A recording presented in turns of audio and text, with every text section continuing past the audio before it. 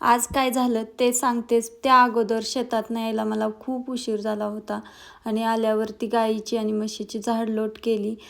नंतर हातपाय तोंड धुवून देवाला दिवाबत्ती केली आणि दिवाबत्ती झाल्यानंतर कामं पण एकदम व्यवस्थित सुरळीत चालतात असं मला तरी वाटतं.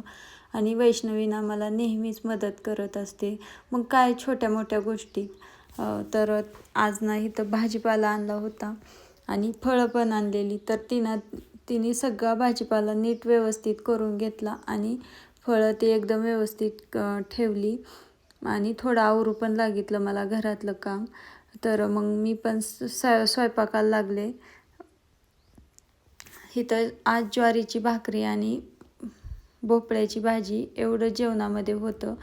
तर आज काय शेतामध्ये झालं, केळीला गाडी आली होती, पण व्यापाऱ्यांनी जो माल आहे ना तो पूर्ण छोटा छोटा घेतलेला, एकदम गोल झालेला घेतलाच नव्हता. आणि मग इथं आमचाच तोटा होणार होता आणि त्यांचा नफा होणार होता. तर त्यांनी आज असं केलं,